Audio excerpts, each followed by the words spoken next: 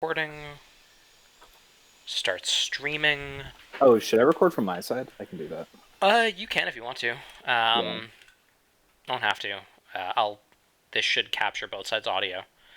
And then I can just convert the video to an audio or pull the audio out of the video. I can do it just as a backup.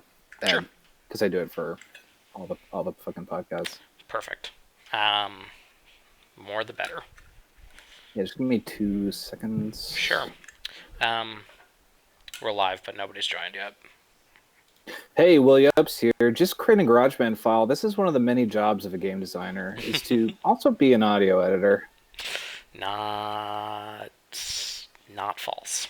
Very true. That's the cool bit about game design is you learn all the shit you absolutely do not want to learn how to do. Yeah. That's the real thing. All right, so this episode brought to you by Mr. Brown Coffee. There you go, a little can of coffee that I get at the Asian grocery store. Oh, nice. Is it good? So some of the flavors are good. Like, I am obsessed with the macadamia nut flavor. Okay. But mandling is okay. It's, I don't know, it's just plain coffee. It's if I ever don't want to make a pot of coffee or I have run out of cold brew, which is the case right now. That's something that is constantly happening, like not allotting enough cold brew or working through it too fast. I think I need a quartermaster for it. I think that's really the... I think I need 2 containers. So I can go through a container in a day, and I need one sitting backup. Yeah. Because if I run through that, I only have the one container, which means I can't refill it until I've finished it, and then I have 12 hours where I can't drink cold brew. I feel your pain. Right now I'm sleeping 3 or 4 hours a night, so that's yeah. All right, this is not gonna happen. GarageBand decided I used it too much, so yeah, it's fair. Don't worry about it. Cool. All right, so I'm here with Will Jobst. Did I get that right? Yeah. Fuck yeah, good. Yeah, right. we said before stream that I would shred Joe. Yeah, because I've been saying Jobst or Jobst. I've been saying Will's name is Will Jobst for years. No, it's cool because when someone says it right, I'm sure everyone that has a hard to pronounce last name, mine's very easy to pronounce in the grand scheme of last names, in last nameology. But when someone says it right, you're just like, oh, you're the real one. Like, you really fucking get it. Yeah. I had it one time, a hero did that. They said my name right, and I was like, thank you. That was... How did you know that? The one thing that I enjoyed about being a telemarketer in my freshman year of college, which was what I did my freshman year, it was a miserable job. But you'd see their name, and so many people just had no idea how to pronounce names, and I eventually just got really good at being able to look at a name and being like, that's Polish. It's probably said like this. That's a lifelong ability. Yeah. But I don't know how I've been continually fucking yours up. I've actually never heard anyone say your name correctly, I don't think. Wow.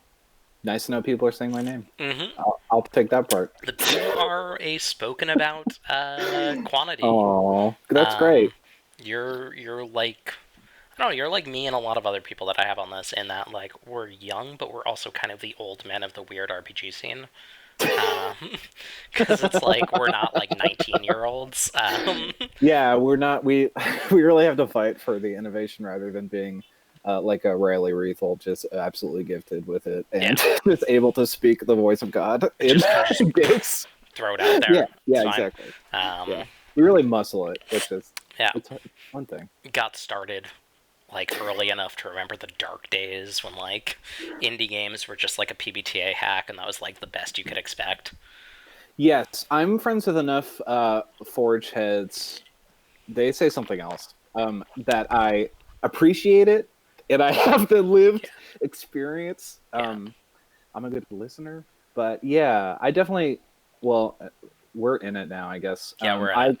I'm Will Jobst, game designer from Boston, Massachusetts, America. I've made your favorite games we got physical copies. Oh, this is the special edition that had to leave from it from Northampton Squad Game Field. And I just was because it was for the first Scene Quest, and so for the special editions, I fucking dipped it in paint, and I said I was gonna bury it underground. Mm-hmm. I really coffee stained it and then put it in the oven, so it's fucking burned and shit. And it's cool. Yeah, it's a game played with tarot cards about telling the story of two pariahs fleeing colonial Massachusetts during the witch crisis. The most recent, not the most recent biz, but the most recent big thing is Guide to Casting Phantoms. I have my copy right over there. Hey, ooh, That's good. I'm wearing the bandana from the special edition. Yeah, because in Massachusetts they are now requiring everyone to wear masks. So, and the governor's like not really telling us how to fucking get masks or anything. So Nice. of course the goal is to make role playing games that use components that you can use for Very life fast. saving Yeah. COVID defenses. Innovative. So you can just anyway, it is a game played on a pentagram playmat about you play a cabal of French revolutionaries that are summoning phantoms. They're in a cabal against the. Where's the money spread? Every book needs a money spread that people will want to take selfies with. Yeah. There you go. I worked on this with Adam Bass of our little thing called the Brain Trust. We did a wild Kickstarter for Break Kickstarter where we made a game live on a podcast while through the Kickstarter campaign taking suggestions and votes and feedback from backers, making a totally like generative process. So the game existed as a piece of the process of Kickstarting and with a whole group. And we made this process zine too with the whole thing. Adam and I, we're just going to make fucking zines. It's just kind of the deal. That's both what you do. Oh, this is pretty just much fucking Mewtwo. Yeah, just Mewtwo. You can do whatever you want with the zine. And yeah, other smaller stuff. We got Two Hearts Beat as One, which was that was nominated. My first introduction to you. Was Two Hearts Beat as One. Ooh, I collabed with this one of my favorite artists, Leonardo da Vinci. And so we work together. We have a really good working relationship. Will Jobst ex Leonardo da Vinci. And Leo, I just will look at sketches and stuff, and he's got this gyrocopter that looks awesome. Like I can't wait for people to really get this. Anyway, this was nominated for most innovative at the Indie Groundbreakers, and like all good game designers, I lost to Shirang Biswas, which is what did Shirang win for? I think Feast. Yeah, that was the same year, wasn't it? Yeah, and I was just like, great. Like, sure. I would love to. A food game and a strong game. I've lost so much to that dude. He's great. I lost a job I was like desperately hoping to get because I submitted him as a candidate for a junior position and they just hired him for the senior role instead. I'm excited when people like him and Banana are just like the dukes of game design. It's gonna be so great. I mean, they already are. Yeah. But it's just. But in like 10-20 years when they're like properly old. Oh yeah. Just like wizened, like sitting, I don't know, like at the bar at the Diana Jones Awards before Gen Con or something. Just like I billion% know what you mean. Yeah, like I like hung out with those people holding court in the hotel room's second floors before, and it's just like I don't super want to fucking hear about the Games Workshop anymore that you worked at. I'm good. I heard the stories. Yeah, it's good to know. Yeah. You know what it was like. What it was like making games in '88. What? Yeah. So where did you get started? So I actually might have known you. Two Hearts Beat as One was what, 2016, 2017? Yeah, that sounds right. Did I do it? I wonder if I did. No. Yeah, that's probably 2017. Okay. And so you had done some shit with Pelgrane, which I mostly want to talk to you about kind of the weirder indie stuff you do. I paid my dues. You paid your dues. Yeah. You put your time into the trad world. When was that? That started as a co-op during university where I just reached out to fucking a billion mid-tier publishers and was like, hey, I'll do anything. And because at that point I'd started playing games in like 2012, 2013. I had not played before that. I always thought it was cool, but I just sat down and like was like, I'm gonna figure out D&D, and I'm gonna learn 4E. Um, What a game to start with. hey, it's a fucking good game. Yeah, Uh, it we're not is. we're not here for this, but Rob, Yeah, you nailed it. yeah.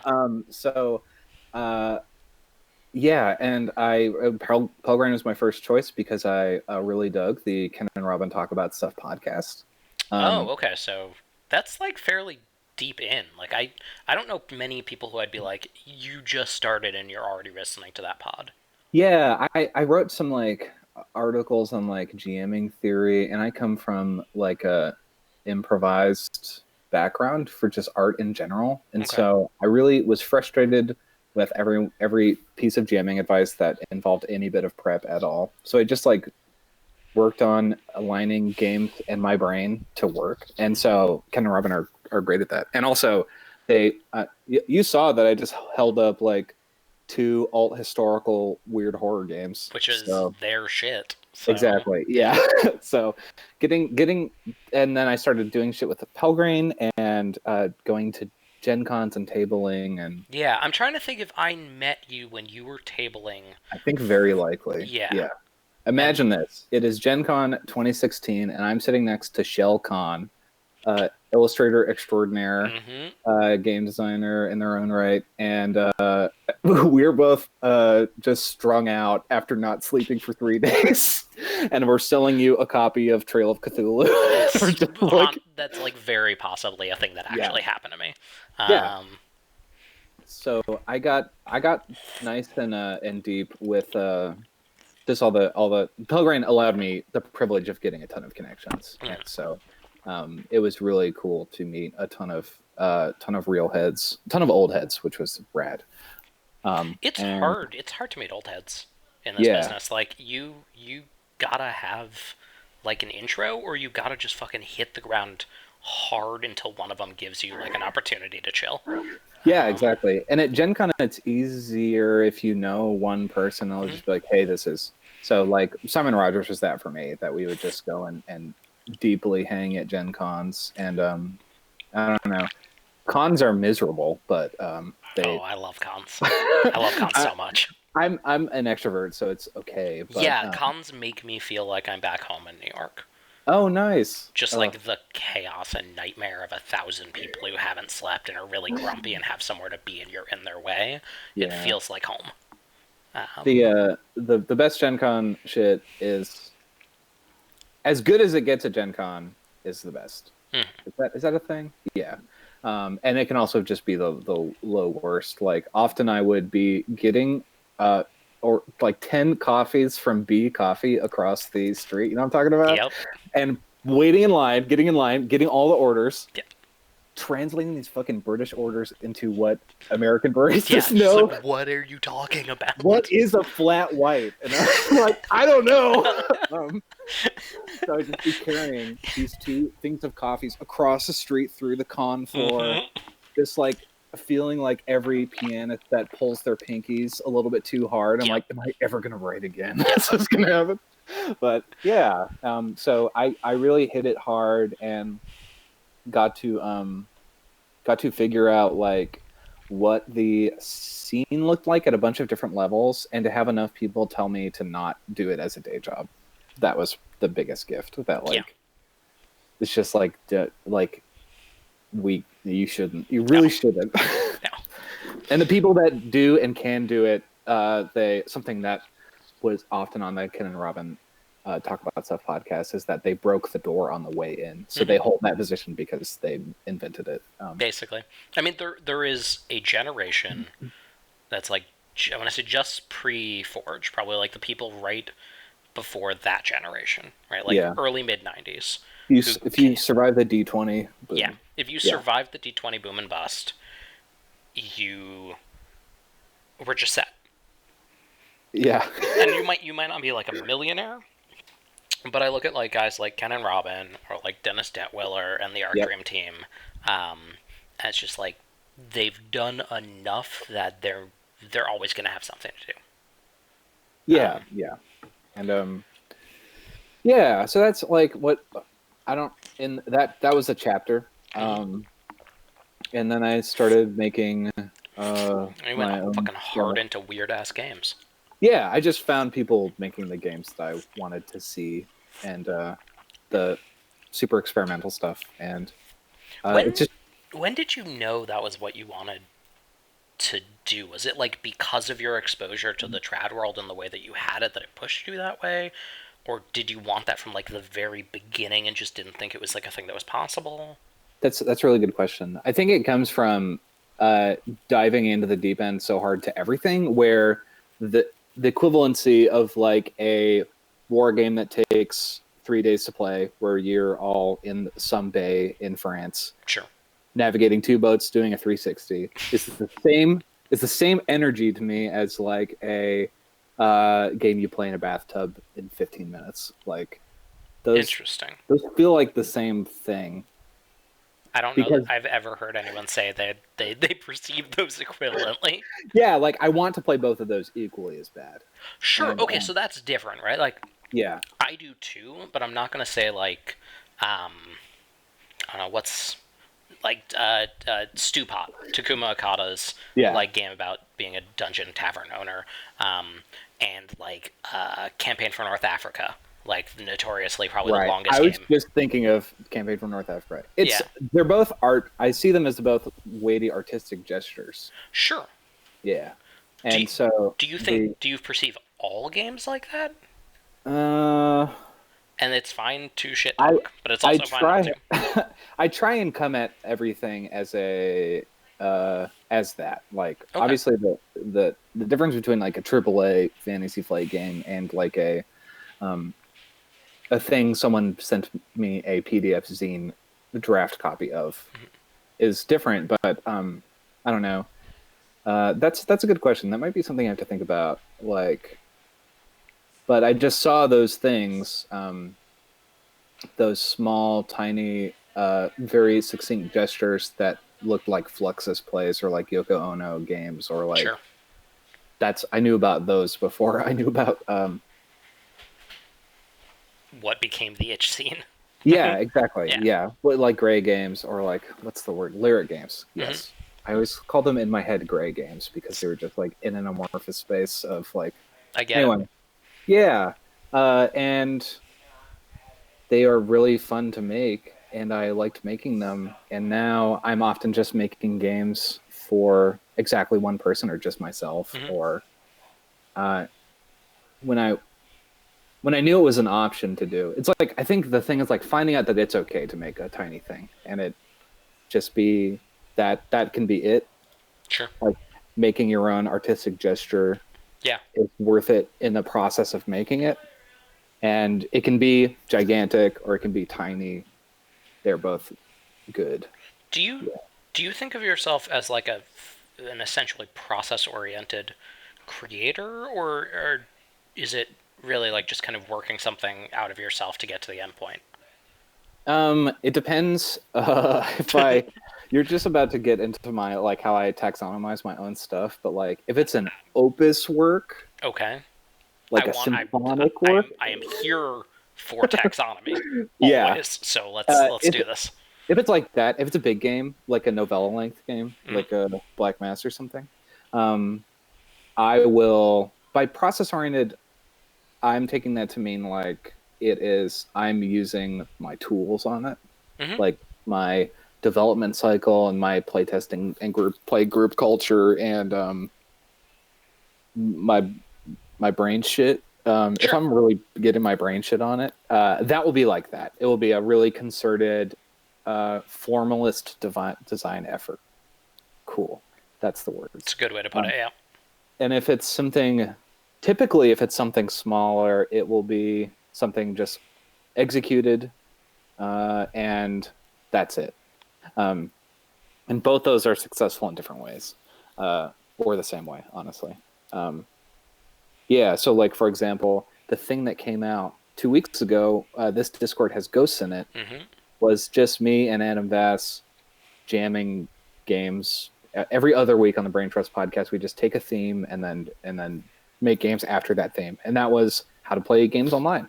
And we had two other ideas that were equally good, I think. and we just made this one, and then it got to the front page. It charted on itch, um, on a computer game website. Yeah. What the fuck? So it's just a good lesson that like it doesn't really matter Yeah. the size of something. You don't know when. You don't know what is going to blow up.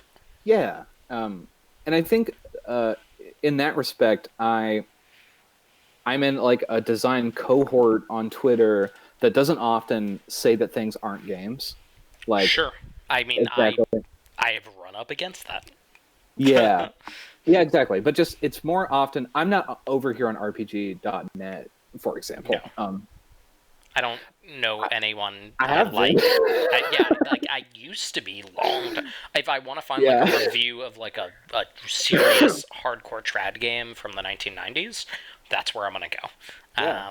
But I've like, I've read the band notes and everything. yeah, But yeah, but getting a game to chart on itch just by looking slick and having just a novel idea had more comments of like I don't know what the fuck this is or like yeah, this is not a game. yeah. There are a couple in the Brain Trust Discord. I will just post one if it's extremely funny, and so some were like subject line, I'm confused. Body text, it's only a PDF. So I just like, or the subject line was like, there is no game, only PDF. And another one was fucking like, what is the objective of this game? And I was like, that's a good question. I like that. That's powering me up. And so, having that kind of just something that I do a lot. Is sell zines at I have other zines that aren't games, and I sell them at craft fairs and punk black markets in Boston, and at zine meetups and stuff. And so I'll often be pitching really like lyric games basically to people that have never played an RPG before. Or the games they play are in like Parker Brothers boxes or something Sure. like that. And so just that pitch of like, here's just this like experience. So for example, like here's one in particular that I had a lot of fun with at the last craft market I did before everything happened. This is called Airburst. It's a game where you just do it's replicating an airburst meteor explosion and how there's a meteor hunt afterwards where everyone will go out into the countryside or a forest, wherever it happened, and then pick up little things and then bring it back and talk about like what the meteor was comprised of. And you play the game inside your friend's apartment and you go and just find shit in the apartment and bring it. And then people will like contextualize this thing that you had not seen, this light bulb or this doorknob you don't use anymore or whatever. And so you just bring it around and tell a story. And so, a game. And people, these like three frat dudes came up to the table, and I just have a bunch of zines. I'm like, please touch them. You must touch them. And they like started reading the game. I started telling about that, and like the three of them started telling their other friends, and they were all coming to the table, and the one started crying, and it was like, take these, please. Like it's for everyone.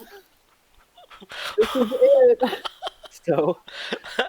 Selling zines and like pitching people on games is really fun and good, and so that's why I liked working PAX Unplugged, because you could basically like I was selling Pelgrane stuff then, but even just did you do this last year? Did I see you? No, I did it the first one. Okay, I might have seen you the first one. I think probably, almost probably. You probably see me choking down some cheesesteaks. Yeah, I think Cat. I saw Cat, I think. Yeah, then yeah, that totally tracks. Yeah. But yeah, love pitching people on games. Love talking to non-game people about game stuff. Just like other artists from other disciplines to like get their thing, because they're doing like gestures and their own thing. So that's a big question for me. Is like I observe it from the outside, and so I have a particular answer. But like as someone who makes the thing, have you had people from other disciplines, either within analog or outside of analog, approach you as someone who, like, if I were going to say, like, I'm going to search out the top 5 names mentioned in relation to, like, weird little games, I would throw, like, Adam Vass, Riley, Takuma, Kazumi, and probably you as like that group. Wild. And so like I can imagine somebody reaching out to you to be like, "Yo, tell me about your process for this," or something like that. Yeah, that hasn't happened yet in that way. I've had conversations about what games can be and like how usually I'll see it when like I will have a Kickstarter or something and I will see people within like my artistic community in Boston come out and like buy that thing or whatever. Sure. I'm like I feel like the conversation then is knowing that they're reading it. Like when they tell me like, "Oh, I read this and it was really interesting." Mm-hmm. Having that conversation that we're engaging with each other's work in the same way is really fruitful. And right, if they get it, they really get it. But sure. I think with all stuff like that, you're always going to be extremely flattered and you freak out when someone gets it in that way. I mean, it's nice to hear. I imagine there is a point you cross where that stops happening, and it's good. It's good that you haven't crossed it yet. The magic is still alive. Yeah, I mean, because a game can work on level 1 and 2, and then like the more abstract design goals might be invisible to those. Sure. And they're still getting it in the same way, but yeah. So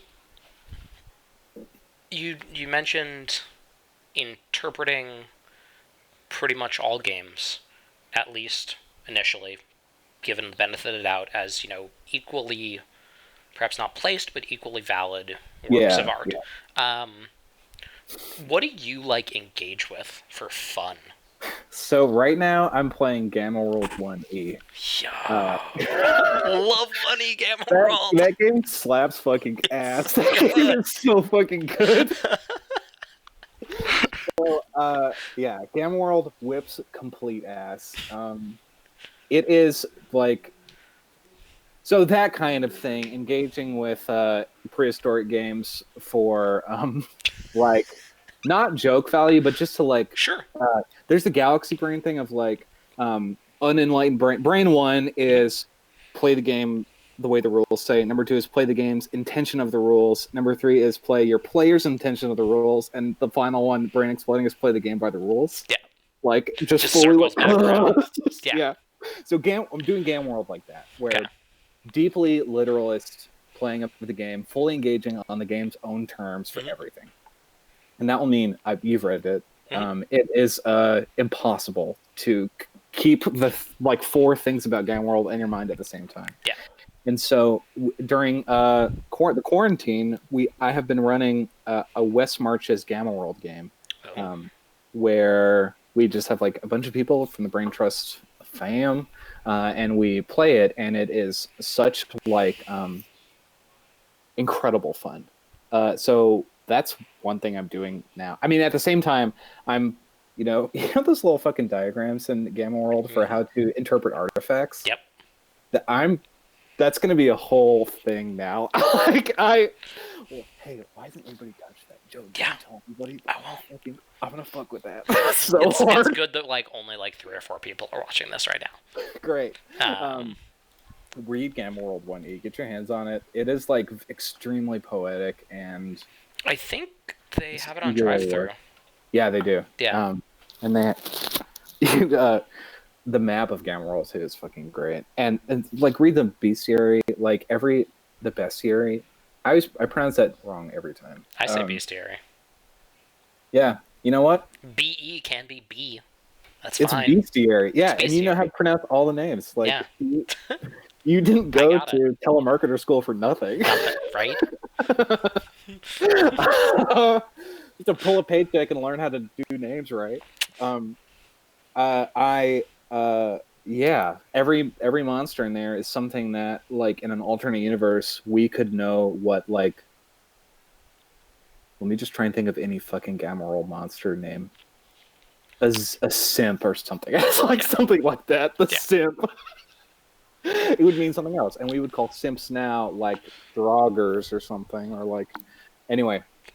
Yeah, engaging with wicked old games like that, because it makes you smarter and stronger, and they are just fun. And then just like playing little like currently what I'm doing now is playing a game I wrote called Shipwrights. That's all about sending mail and stuff. Cool. And so in that game, you make a little paper boat. I actually brought it. Um, and you write something on it because you and the person you're sending it to are both shipwrights living across the world from each other.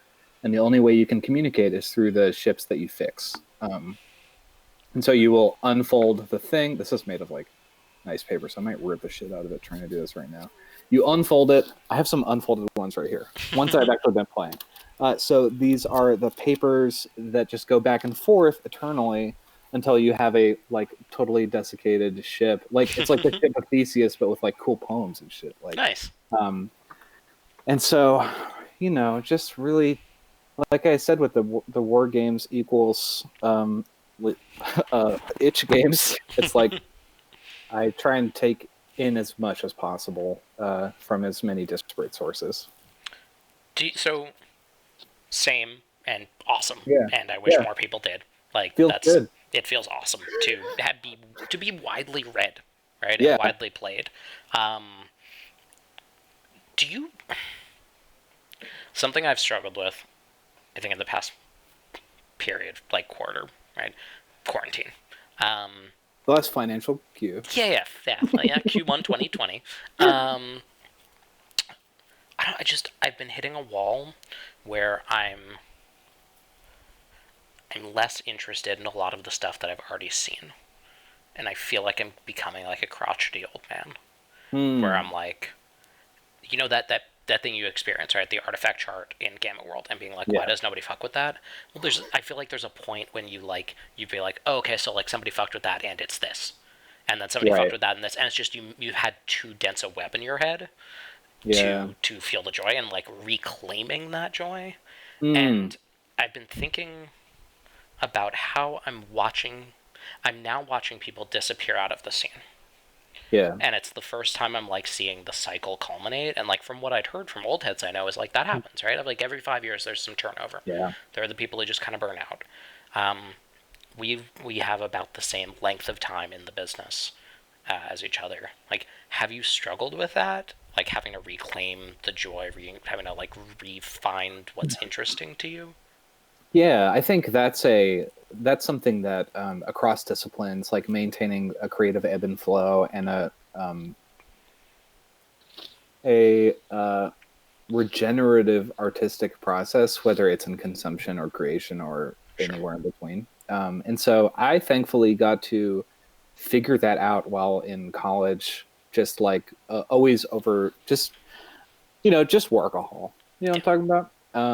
And so really being able to read when I am not in the headspace. You might not be in the headspace to hear like that. What's the Twitter format?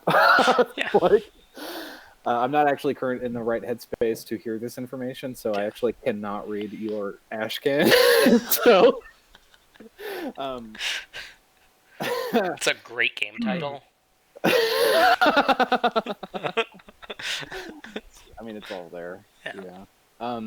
And I definitely have worse days than others, and absolutely during quarantine it is unclockable. And so some days will be fine, and other days I will just not be able to work on a single thing. And that's really when being able to quantify, this is more from a creation standpoint, being able to quantify like when the opus level work is going to happen, and when like I can predict that I'm ready for that. So like another one coming down the line in possibly August to September. That might be further away because but having just knowing that it's not my day job, and it can be cool to just watch westerns, which is what I'm doing right now. That's just kind of the thing.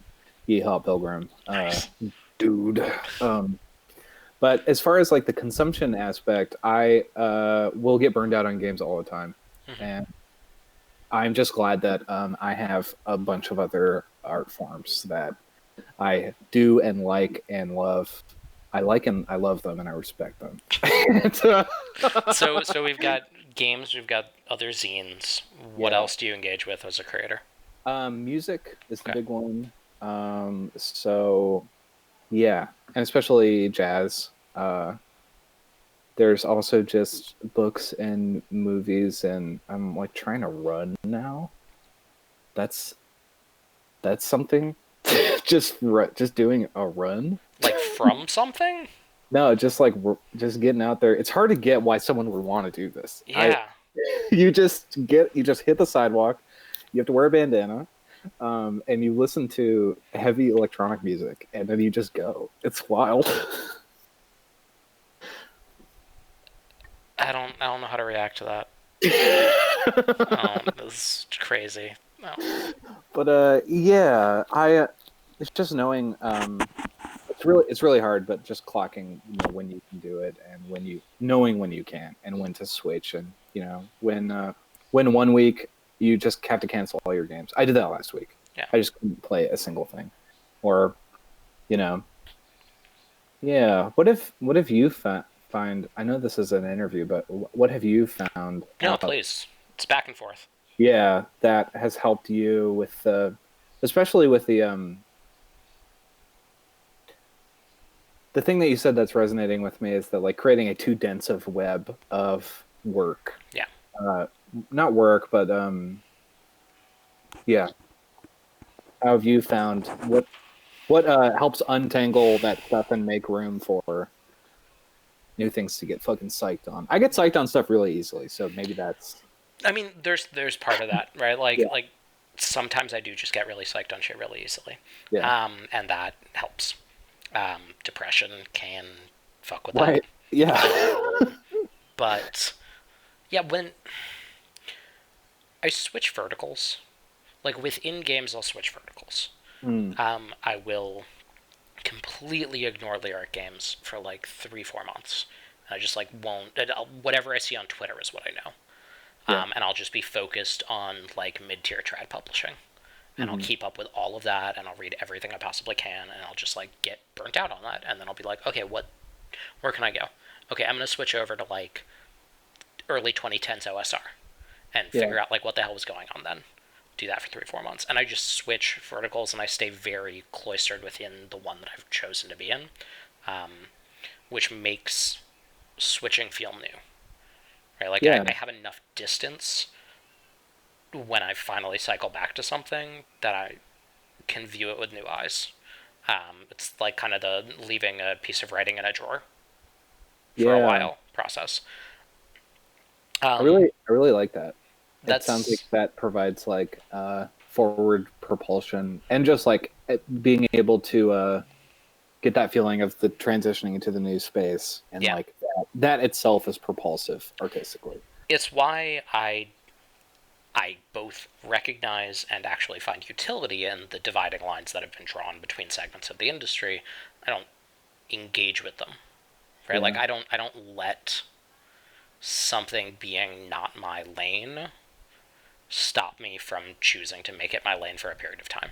yeah, Um, exactly. Yeah, like I recognize like okay, like the OSR and the itch scene, like there is crossover. Sword Dream exists for a reason, but yeah, like there are lines drawn. Um, but the great thing about lines is they're just on the ground and you can step over them.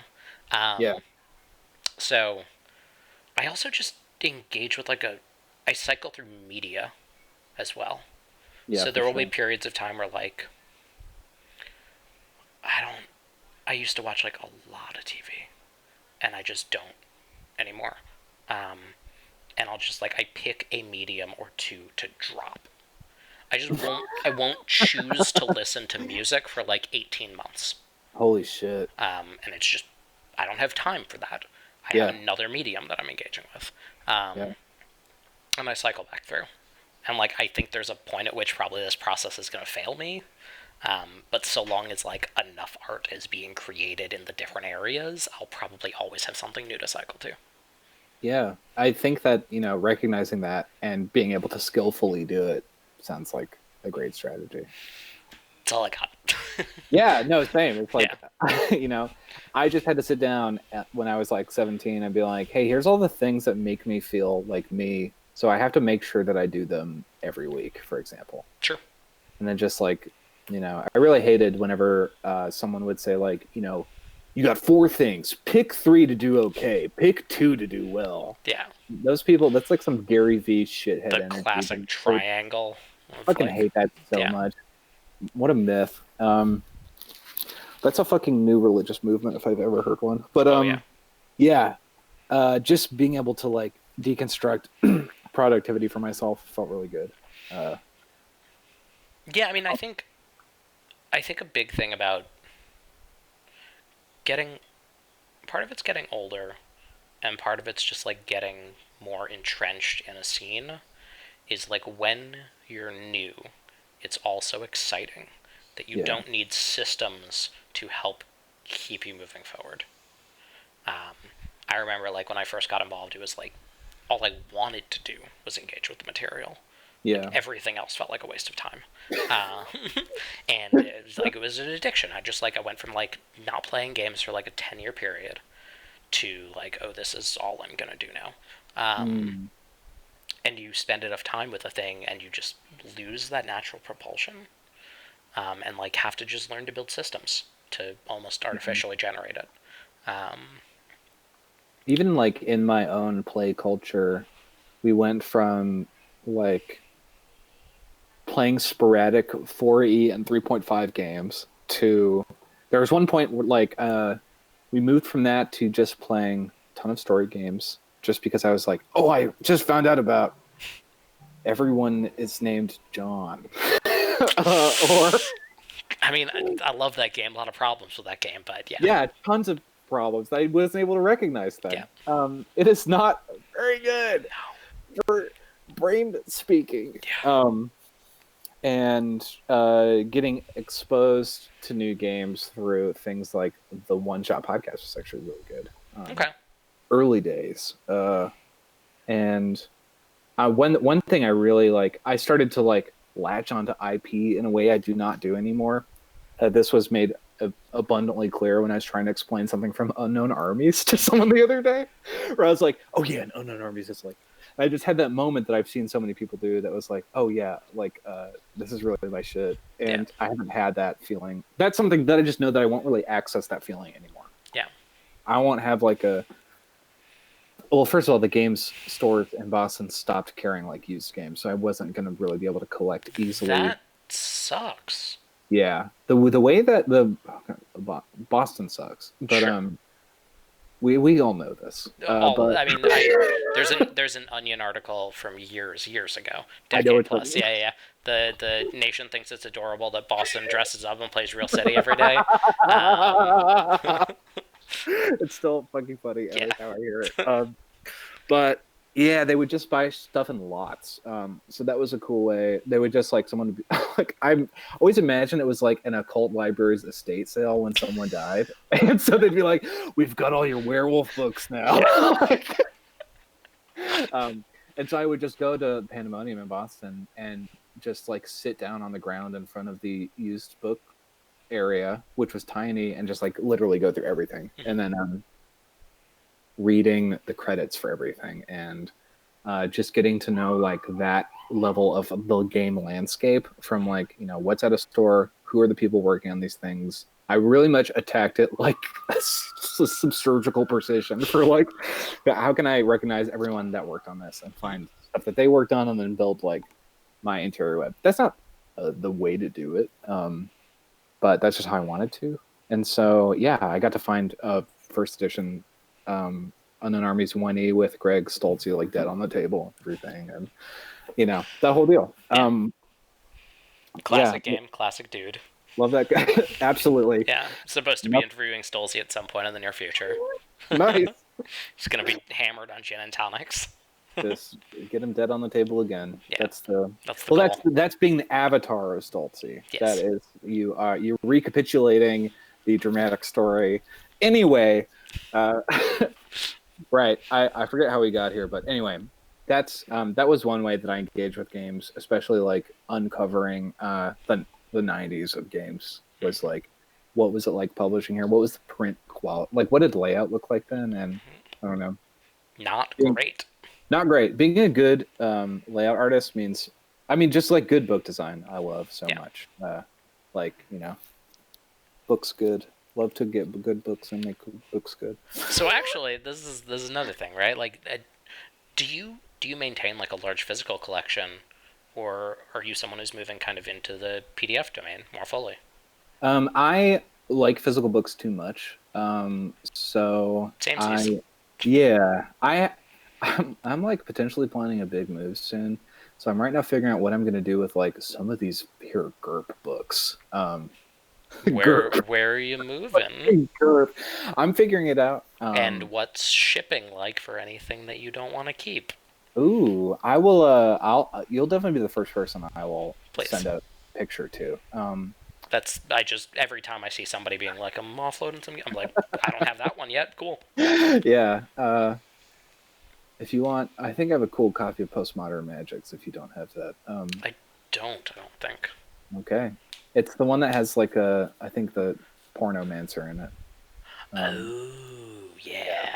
yeah, that might be in the main book. I'm not sure. Anyway, see, I like haven't engaged with the game in that level of like, here's what's in it. Yeah. Like just basically listing features. Like you can know when someone's engaging with the game in a particular way. It's like how people talk about the new Animal Crossing. Sure. When they're like, here's the difference between that Animal Crossing and this one. And that difference, the gulf of difference, is the selling point for the game. Mm-hmm. Instead of like, you write letters and dig up trees and catch fish. Yeah. It's like, you can do this thing in your room. You can rotate 90 degrees this way. It's just cool to recognize that in myself. Yeah, totally. The different ways you can be a fan.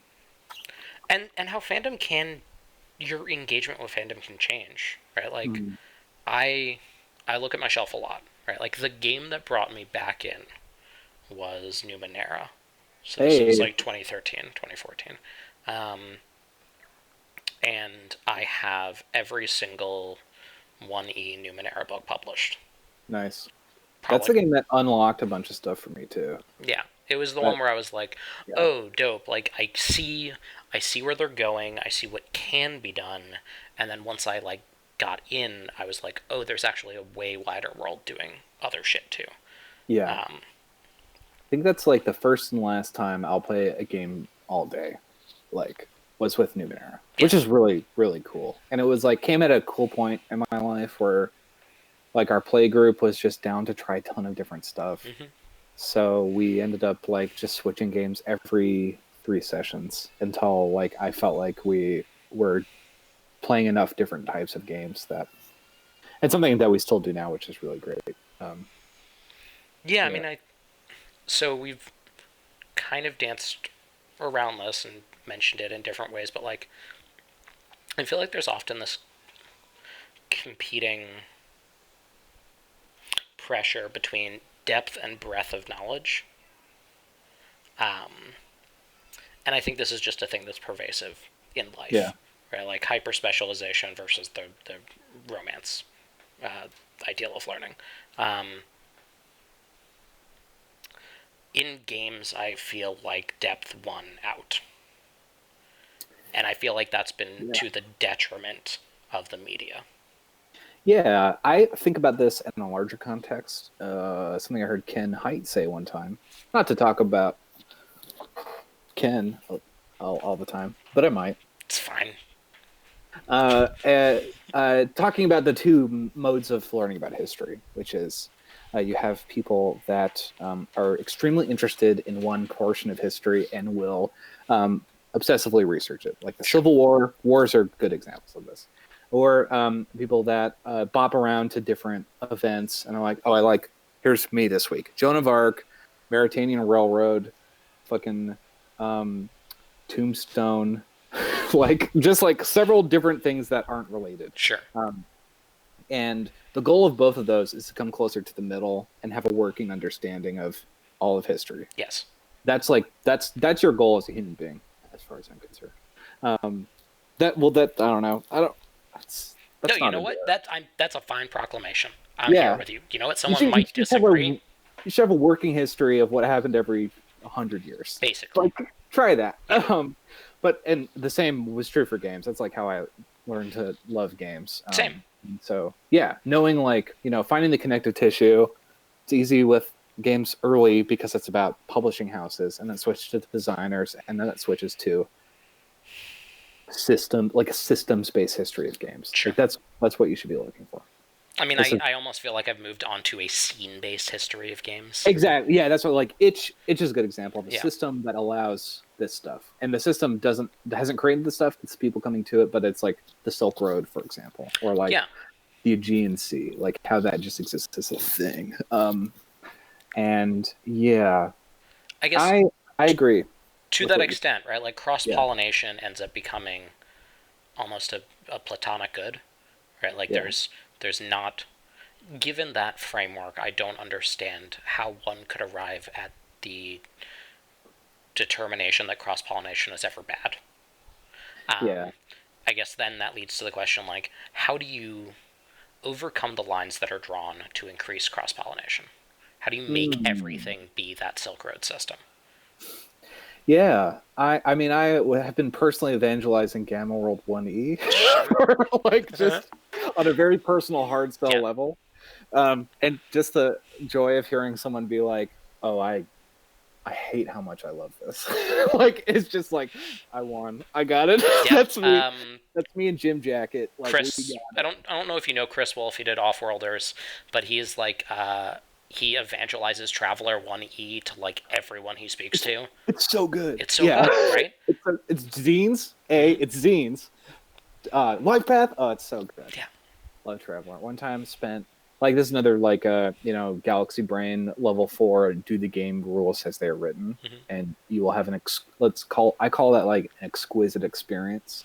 And so in the Traveler source books for the different planets and aliens, you have this table of how to make words. You can make an alien word, and it is this like very baroque. You roll for syllables, you roll for connections of syllables, and me and my friend, we built a single word that took us 25 minutes to make. It was just like howling with laughter. It was so fucking fun, and like it's just like an unforgettable game experience. And it was just someone pressing for words in the system that, like, I don't know, it's wild. But how do you get that? I mean, I was really hard looking for like a game cohort in when I first started, that I was like, oh, I want like a community of people to make games with, that we all rate each other's games or whatever. I wanted what Dolly had. But just give me game Dadaism. Yeah. Hey, we out here. Yeah. But I then just kind of found that like dipping into bunches of communities and playing all their games was more better for me. So maybe it's just that kind of thing where you just show that like, hey, there's a lot of really beautiful stuff in the campaign for North Africa. Like, sure, that someone's whole job is managing where the ammo goes. That's kind of it's awesome. It's rad. It's awesome. Weird. Awesome is the right word. Yeah, it's weird. Yeah. It's dumb. Like, it's really good. Yeah. But it puts. I like awesome as a descriptor for that kind of thing, because it's like I'm literally in awe. It's not a feeling of admiration. It's not a feeling of joy or love. Yeah. I'm dumbstruck by the fact that this is a decision somebody made. Yeah, and I don't know. I get that same feeling from reading or a Bell game, for example. Sure. Or that's a huge design influence for me. Or as good people. Yeah. I also see people. I mean, with our Kleenex style industry, where the main thing is known by the name of it, like, it's a good way to put it. Yeah, it's like the Xerox. It's like Xerox is like that. When you, I don't know, it's like if we called paintings Monets. Like, I might start doing that. Right? Like, that's a rad Monet, and they're like, no. Monet? Who did that Monet? Who did that Monet? And I'm like, that's a piece of medieval portraiture. Like, I know who did that Monet. Yeah, like, God. So when I think it's just I don't want to say the word branding, but when everyone if the D&D is like the threshold and we are past it, like everyone in these like other smaller game schema zones, if we've done that. That's already a huge amount of work.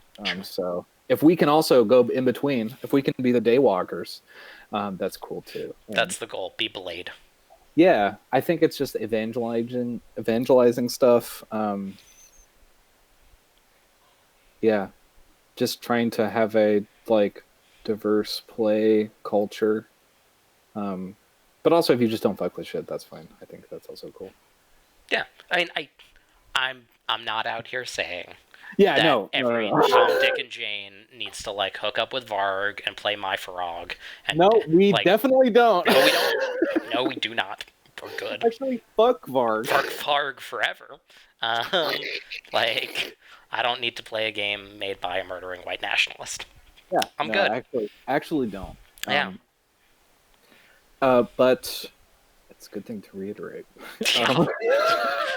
There are limits on cross pollination. Yeah, definitely. And so, I think it makes my games better. I won't say the same for other people. Like, there are some people that are just so steeped in a thing. I think OSR is a good example. Mm-hmm. Like, the best OSR games are made by people who only do that because they can just genius mathematical thinker style sit down and think on a mantra for long enough that they're like, yes, okay, no to hit. There's no more to hit anymore, or something like that. And it just comes from. That's something that is like great OSR design comes from just time. Yeah, I think of PBTA design similarly. Yeah. The people who really get what playbooks can function as, like what that piece of tech can do in full, are people who have like really sat with that system. Want to hear something wild? I Always. run the Boston board game. I would say board game. I'm not a board game designer. The Boston area game designer meeting. Okay. The spiritual successor to just a story games Boston. But anyway, we all get together once a month. The next one is tomorrow. I have to schedule that. And just talk about games, and we each have something we work on for the month. We've been doing this since like August, and then we come and talk about that, different design challenges, and just chat. So one episode of Boardgate is someone brought their PBTA game that we were going to talk about, and their name's Caden, and they had done this by taking their favorite playbooks and cutting out moves and assembling the playbooks out of different games and the shared DNA, and it like really broke all of our fucking brains because we were like, oh yeah, here's literally an end focused design exercise that like you want that, so take it, and you don't have anything else. So like taking that move from Masks where you unveil the mask. What is that called? I know exactly what you're talking about. Yeah, that move. Yeah. You take Go Aggro from Apocalypse World. Sure. You take the Chills move from Bluebeard's Bride, and then you have you like literally making a palette out of a game, which is really, really cool. That is something that I've just been nonstop thinking about since it happened like 4 months ago. It's just great. All right, we're at 58 minutes and 30 seconds, so we're basically at an hour. Is there anything you want to say, want to pitch, want to cover? Like, yeah, I mean, people should make zines. You do firmly believe people should make zines. Yeah, everyone should make zines and small stuff, even if you're like not someone who makes something, because it can be an edition of one, just for you, or you can give it to your friends or something. So like, here's one that I made about how I don't really like the band Khruangbin. And just through text messages or stuff. Like, I don't know, making small stuff really helped me beat back a lot of bad feelings about creation and helped me make big, cool things. And it feeds itself. So if you're out there and thinking like, hey, I like all these game designers, and they have this thing that I don't have, you actually do have it. And you should make a tiny little zine like out of 2 pieces of paper. Here's a zine. Well, my dad won't, probably not. This is a zine my dad tweeted too much at me. And so, and it's like this thing where I just wrote down the tweets that he replied to me, and I just like had to get rid of that. So I was just like processing this thing. I made a little tiny little book. No one, it's there for you. I haven't shown anybody this. Yeah. Well, now you have. Now it's Yeah. ephemera. Yeah. Yeah, I like that. It's the one thing that I've realized. I came into this with idolatry, right? Like when I first came in, the fact that like I got to meet Monty Cook and like have a cup of coffee with Monty, or like I've had lunch with Dennis Detwiller like multiple times, and that dude's like my hero in the industry. And just being like, oh no, you're just people.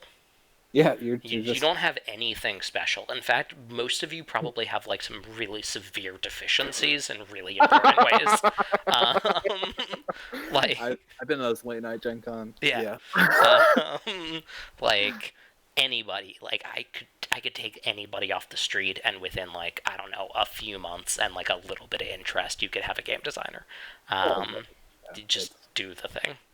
Yeah, and again, if it's like any, I think this project's really cool because what Joe's doing is getting into what is the artistic propulsion for different people, and that the frame is game design, but it's really like interpersonal creation and stuff.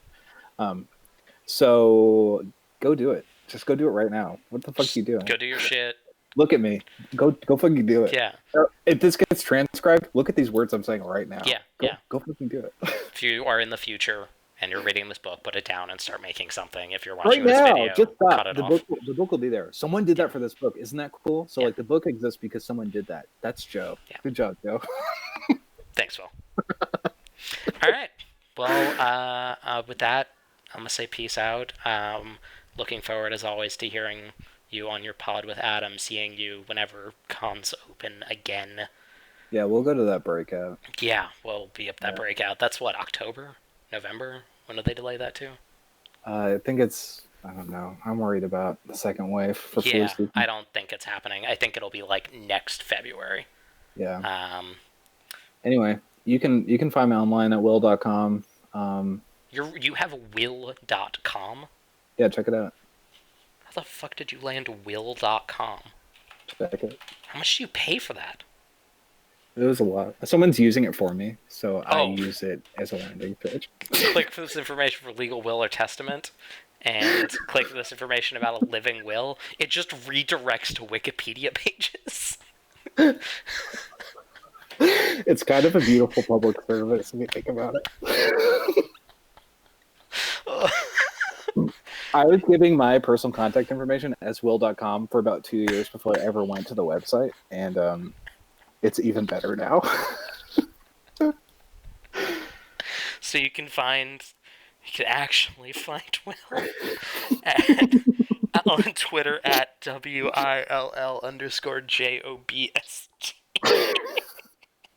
Not at will.com. Anywhere else people can find you. All my shit's there. Yeah. Will's games are on itch. And are any of them on drive-thru? Do you fuck with drive-thru? I'm really thinking about it, but probably not. Okay, so itch. They're on it. I mean, most of them are just my room, so my games come over. Hit up Will on Twitter and I'm in JP. Yeah. You can't come over, but I will talk to you if you're on the porch. There's like I'll be on the porch and we'll figure it out. Cool. All right. Thanks so much. Thanks, been great. All right. Peace out, everybody.